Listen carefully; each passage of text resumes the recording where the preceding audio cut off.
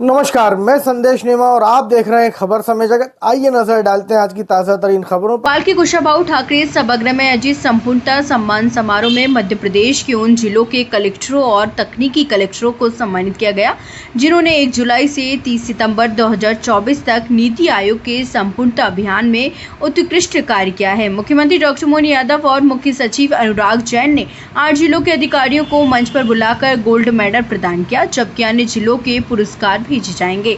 सम्मान पाने वालों में विदिशा, टीकमगढ़, निवाड़ी, खंडवा, दमोह और बड़वानी समेत कई जिलों के कलेक्टर शामिल रहे। इस मौके पर सीएम डॉक्टर मोहन यादव ने एमपी नीति आयोग की कॉफी टेबल बुक का विमोचन किया और कहा कि दीनदयाल उपाध्याय का दर्शन है कि विकास का लाभ अंतिम व्यक्ति तक पहुंचना चाहिए। उन्होंने इजराइल का उदाहरण देते हुए तकनीकी के जरिए संसाधनों के बेहतर उपयोग की आवश्यकता बताई और कहा कि पीएम मोदी के नेतृत्व में 2014 के बाद नीति निर्माण और कार्य प्रणाली में ऐतिहासिक बदलाव आया है। सीएम ने बताया कि मध्य प्रदेश में 2003 तक केवल 5 मेडिकल कॉलेज थे, लेकिन अब 30 से अधिक मेडिकल कॉलेज बन रहे हैं और अगले 1.5 साल में 10 खुलेंगे। हर संभाग में आयुर्वेदिक मेडिकल कॉलेज खोलने वाला मध्य प्रदेश देश का पहला राज्य बनेगा। सिंचाई क्षमता में तेजी से वृद्धि की जा रही, सिर्फ 1 साल में 7.5 लाख हेक्टेयर का विस्तार किया गया है और आने वाले वर्षों में इसे और बढ़ाने का लक्ष्य है। वर्ष 2018 में एस्पिरेशनल डिस्ट्रिक्ट प्रोग्राम की शुरुआत की गई।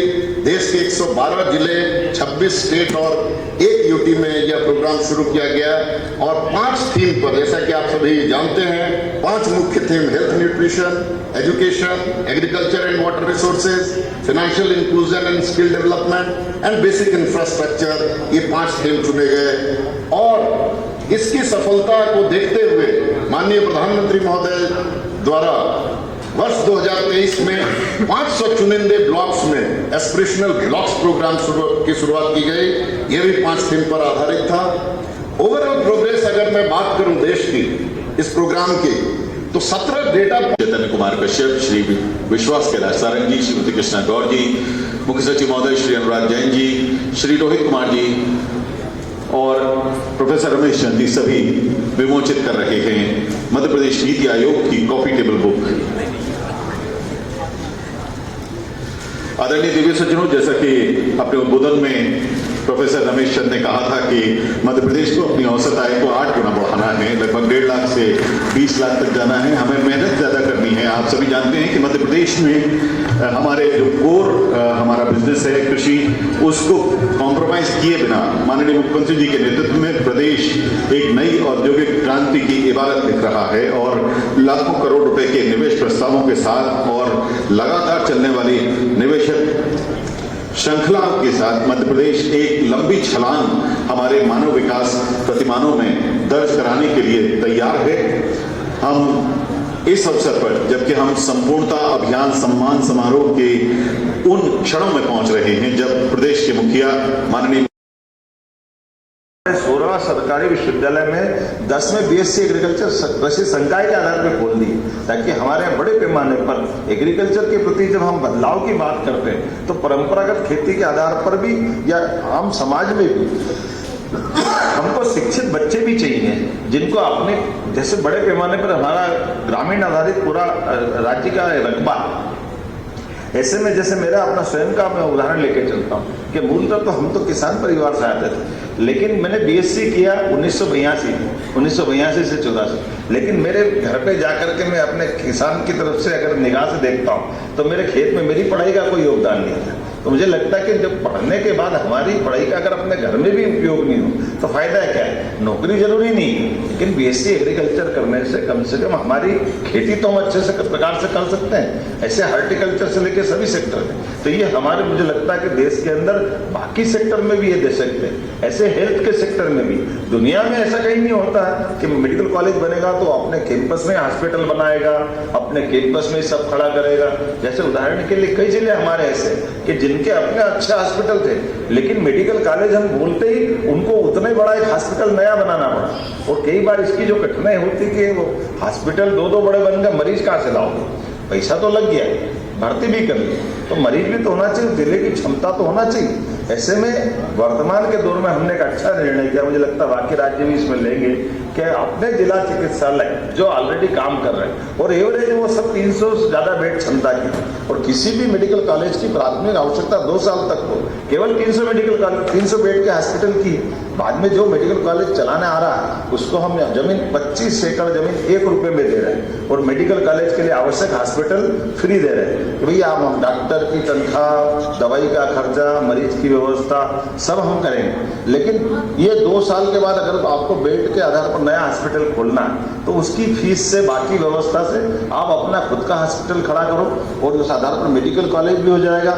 तो ऐसे में हमको सबसे तेज गति से मेडिकल कॉलेज, हम इस मॉडल के आधार पर जो हमको लग रहा है और जो सा रिस्पांस आ रहा है, आने वाले समय में हम प्रत्येक जिला केंद्र तक मेडिकल कॉलेज पहुंचा देंगे। मैं आपको ये इस तरह से ये जो रिस्पांस मिल रहा है इसके आधार पर बताना चाहूँगा।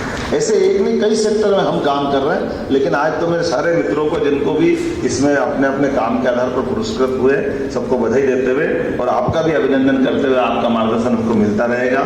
एक बार फिर माननीय प्रधानमंत्री जी का आभार, जिन्होंने अपने आकांक्षी जिलों के माध्यम से देश को आगे बढ़ाने के लिए केवल लीडरशिप को अपने एक ही एंगल के बजाय हमारे जमीन के नीचे की भी ताकत बढ़ाते जाए, ताकि देश दुनिया के सामने सर उठा करके जो भविष्य में अमृत काल का संकल्प है उसको पूरा कर सके। मेरी अपनी ओर से पुनः आप सबका वंदन, अभिनंदन, बहुत बहुत धन्यवाद। माननीय मंत्री चेतन कश्यप जी, माननीय मंत्री विश्वास सारंग जी, माननीय मंत्री मैडम गौर, रमेश चंद्र साहब जो कि हमारे नीति आयोग के मेंबर हैं और मेरे व्यक्तिगत रूप से काफ़ी मार्गदर्शक रहे। जब मैं दिल्ली में था तो काफ़ी मैं एग्रीकल्चर सेक्टर देखता था और वो एग्रीकल्चर के विशेषज्ञ हैं तो उनसे काफ़ी डिस्कशंस होते थे। रोहित, संजय, सबसे महत्वपूर्ण आप सब लोग जो आए हो, विशेष रूप से कलेक्टर्स, योजना पंचायत जिन्हें आज हम लोग सम्मानित कर रहे हैं, ये कार्यक्रम आप ही लोगों के लिए। जैसा रोहित ने बता दिया, स्पीकिंग पॉइंट्स तो मेरे ख्याल से ज़्यादातर रोहित की प्रेजेंटेशन में आ चुके हैं, तो मैं उनको रिपीट नहीं करूँगा। कुछ मुख्य बातों में बात करेंगे। सबसे पहले हमने देखा कि प्रधानमंत्री जी ने किस धारणा के साथ ये कार्यक्रम शुरू किया था। वहाँ पे जब ये डिस्कशंस होते थे तो हमेशा ये माना जाता था कि कैपेसिटीज़ जो हमारे क्षेत्र में है, हर इलाके में है, पर शायद हमारी गवर्नेंस वीक होने की वजह से कुछ इलाके विकास की दौड़ में पीछे रह जाते हैं। तो उनका फोकस करने के लिए पहला एक निर्णय किया जाए कि उसको फोकस करने की ज़रूरत है। फोकस करने के साथ साथ वहाँ पे यंग टीम दी जाए।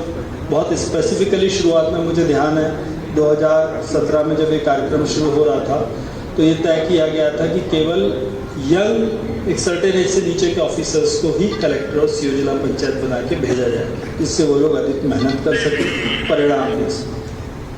दैट डजंट मीन कि बाकी लोग नहीं कर सकते। शुरुआत में ऐसा था, बाद में सभी लोग गए और उन्होंने बड़े अच्छे काम किए। गवर्नेंस में सरकार की शक्ति इमेंस होती है। यदि वो ठान ले कि ये काम करना है तो यकीन मानिए कोई भी चीज़ संभव है। प्राथमिकता में आना चाहिए, प्राथमिकता में आने के बाद उसका मॉनिटरिंग का फ्रेमवर्क होना चाहिए, फीडबैक का फ्रेमवर्क होना चाहिए और उसको करेक्टिव करने के रास्ते पे चलना आना चाहिए। ये सारी की सारी बातें एस्पिरेशनल डिस्ट्रिक्ट प्रोग्राम में थी और इनने बड़े तेज़ी से ये काम अपना परिणाम दिखाना शुरू किया। जनवरी 23 में नीति आयोग ने इसे बढ़ाकर 500 विकास खंड को चुना और उन्हें आकांक्षी ब्लॉक या एस्पिरेशनल ब्लॉक कार्यक्रम किया गया। पर मध्य प्रदेश में एक बहुत विशेष चीज़ हुई। मैं रोहित आपको, सर आपको, रमेश सर आपको बताना चाहूँगा, मध्य प्रदेश में बहुत विशेष चीज़ हुई कि 2018 में माननीय प्रधानमंत्री जी आए थे और वो एस्पिरेशनल डिस्ट्रिक्ट प्रोग्राम के बारे में बात कर रहे थे। तो बात करते समय उन्होंने ये अपनी इच्छा व्यक्त की कि मंशा व्यक्त की कि इसको हमें एस्पिरेशनल ब्लॉक प्रोग्राम भी होना चाहिए। हालांकि नीति आयोग ने कार्यक्रम बना के जनवरी 23 में लागू किया, पर मध्य प्रदेश में 2018 में ही सभी 313 ब्लॉक्स का सर्वेक्षण कराया गया और उन 313 ब्लॉक्स का सर्वेक्षण करने के बाद 50 ब्लॉक्स जो पिछड़े थे इंडिकेटर्स में, उन्हें आकांक्षी ब्लॉक करके चुन लिया गया और मध्य प्रदेश में आकांक्षी ब्लॉक कार्यक्रम को 2018 में ही अंजाम दे दिया, या 2018 के आखिर में ही अंजाम दे दिया गया।